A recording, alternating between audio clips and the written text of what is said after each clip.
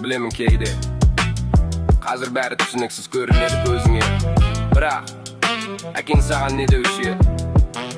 Бойыңды тік ұста батыр, көз жасыңды сүртіп ал. Неге мұңайдың сен? Мен бармын қасыңда.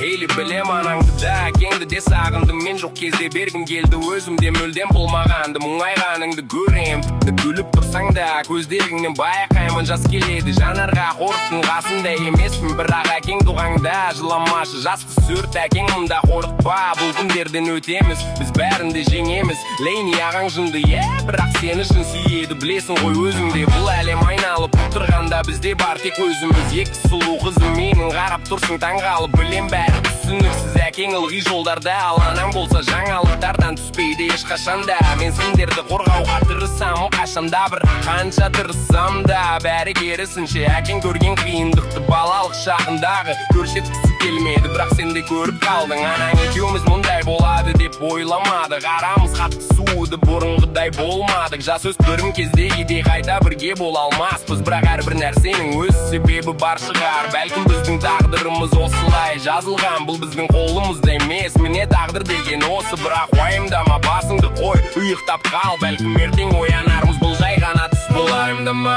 өкпем жылама, бәрі де жақсы болады. Бойыңды тік ұста, кішкентайым айттым ғой, әкең қасында қорғап тұрады түнімен. Білем анаң қазір жоқ, мұнда себебін білмейміз. Іштегі сезім бөлек біздегі, бәрі жындылықтай көрінер сұлуым, бірақ уәде берем анаң аман болады.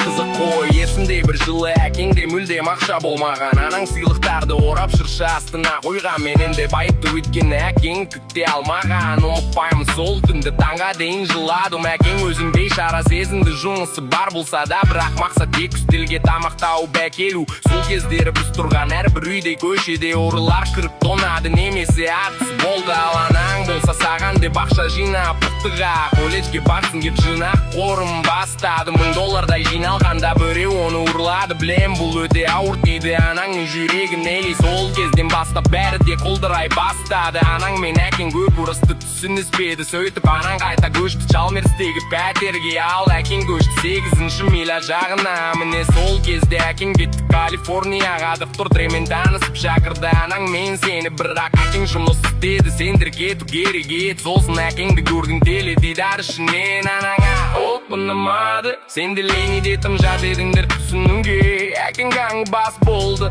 Анаң нашар әдет тапты, бәрі тым жылдан болды. Біздер ешіптай үйірмейді шешімбені, сен осының бәрін өз көзімен көрдің. Бар қалағаным мақтансын деп едім сен әкеңмен.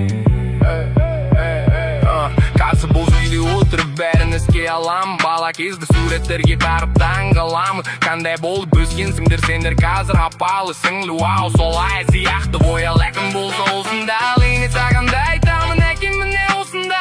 Маған ұнайды бұл, жақсы естіледі солай ма? Анаң тек қана уақытша кетті.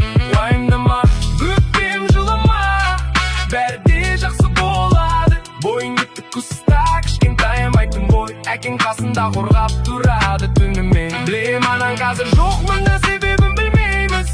Іштегі сезім бөлек біздегі, бәрі жындылықтай көрінер сұлуым, бірақ уәде берем анаң аман болады. Егер сен сұрасам, әкең саған сайрауға береді, әлем береді.